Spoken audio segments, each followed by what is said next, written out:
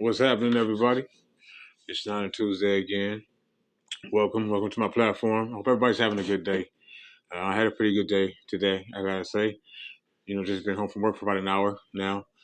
I actually have the Suns game on TV right now. I refuse to say the other team's name, but welcome everybody. And the Suns are up by a point right now, 48-47. So thank you again for coming to my platform. Welcome to Nine Tuesday. As I said, we're going to try to do this every Tuesday, all the time, especially running through the season, if not Monday. And then, of course, also we're going to have those days that'll come on, Friday or something like that. Depends upon really when game day is. So there's not a lot to talk about right now, as a lot of you may know. So, being the Niner fan that I am, and of course, want to give all that great content. I went out and I found some. It wasn't too hard to find. Our team is much more popular than people want to admit. So I just want to talk about training camp first and foremost. Training camp starts July 27th.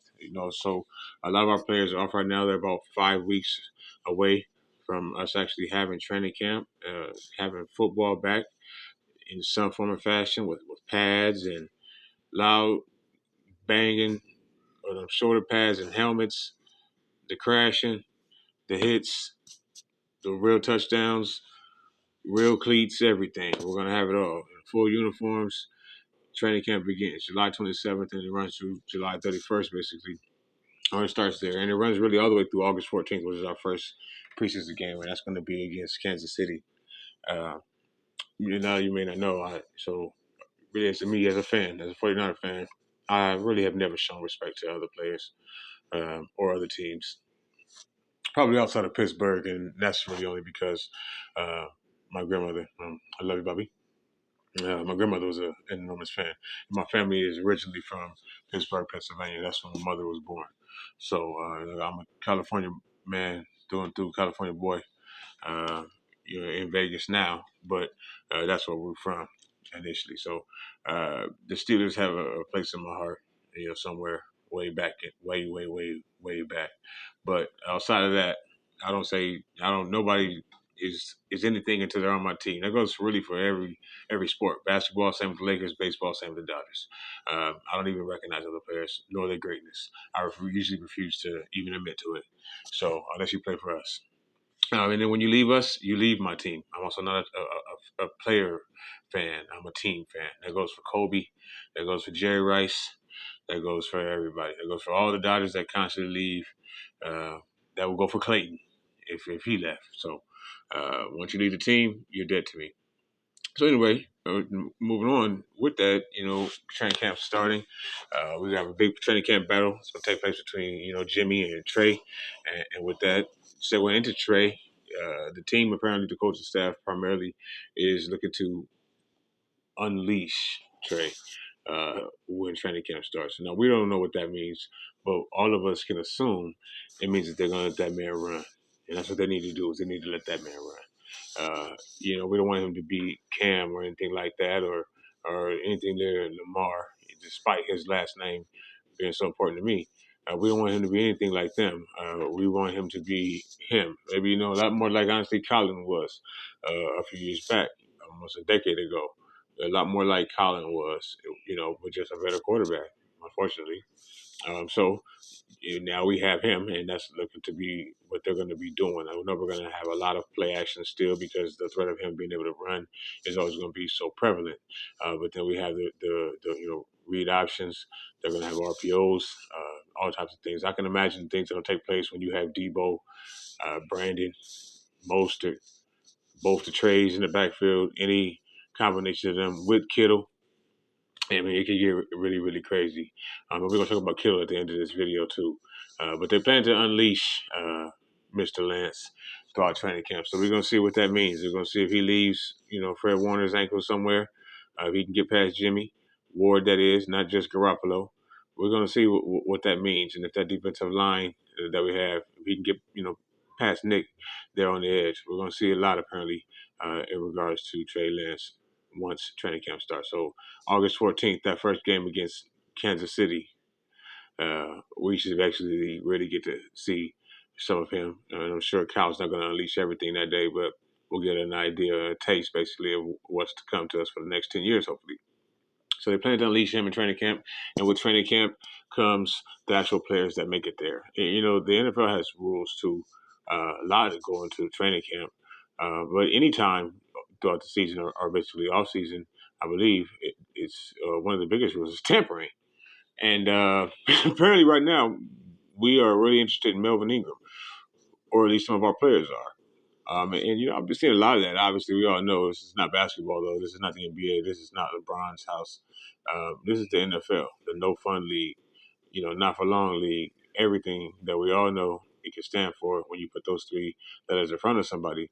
And right now, it looks like the players are trying to make it a lot more like the NBA, where they're doing a lot of recruiting.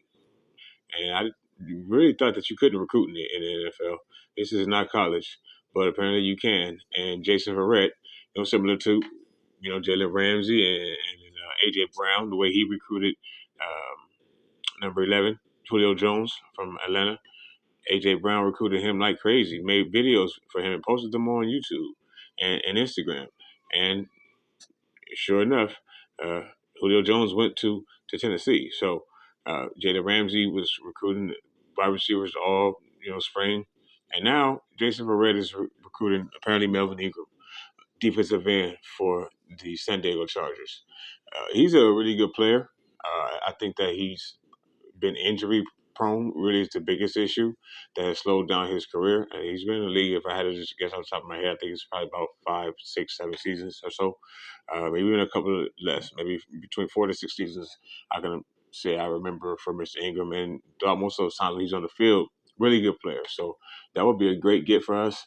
I just hope we don't get any more fines or anything like that. That's not what we're working on. As you saw, our rookie, I think it was Lenore, got us fined maybe a week or so ago, or 2 weeks ago, by posting some of the things that he did in training camp that were illegal for a rookie on his Instagram, showing off, rightfully so. And all of us were so happy about that. And I hope I didn't just put him out there and it was the other one that we drafted. His name's It's Been a Long Day. But it wasn't our other rookie corner. I hope it was him. And with that, he didn't look good after that because, again, we got fined for having rookies do things in camp, which was press coverage. You can't bump a run in training camp, and he did. He posted it. So we got in trouble for that, and I hope that they don't get in trouble for any of these things that, because you know how the league does us. Everybody else may be doing these Instagram posts and Twitter posts to get players to come to their team, but if we do it, we get the shaft. Like the fact that we were homeless last season. So Melvin Ingram is wanted. He could be really used in our defensive end. I know we have Ebukam. I think I've talked about him in 3 videos now, but we have him. We did get him from Los Angeles, and I expect that he's going to be a good player for us, but he's not also, as far as I've ever known him, to be 3 down, hand in the dirt defensive end. I believe he's converting to that, or he may even be playing some stand-up linebacker. So Melvin Ingram would be a great get for us as long as we don't get in trouble. And to try to end our video today with someone I spoke of earlier, really our best player, really the heart of our team, George Kittle, on why he didn't invite Tim Tebow to tight end university. And the main reason that he stated in an interview yesterday, I believe, was that he just couldn't find it in his heart to do it. He couldn't justify it. When there were other tight ends throughout the league who've been there 8 years, 10 years trying to battle and make a team, they're second stringers, third stringers, they're on practice squads. They've been playing tight end since we went to college or since they were, in 10th, 11th grade. And now they're in the league, they're battling, trying to get better. And for name recognition and value, he invites Tim Tebow, who's never played tight end a day in his life. So he said he couldn't do that. And it's just hard for him, basically. So I agree with him 100%. I think Tim Tebow, I have a lot of thoughts on Tim Tebow. Maybe I'll save that for the season. That'll be probably good once he gets a game. We play the Jaguars. Yeah, I'll save that for the season. So, again, not a lot of news going on right now, but I did want to come in on Niner Tuesday. As I stated, make sure that I dropped a video for everybody. I appreciate you coming to watch it. Please like, share, and subscribe to the video, and definitely comment, especially if you don't agree with what I said. Please comment. I really love those opportunities. I haven't had any yet. As I started, I'm waiting for the first. I did get some negative interaction on Twitter. That was fun. So I'm ready for some more.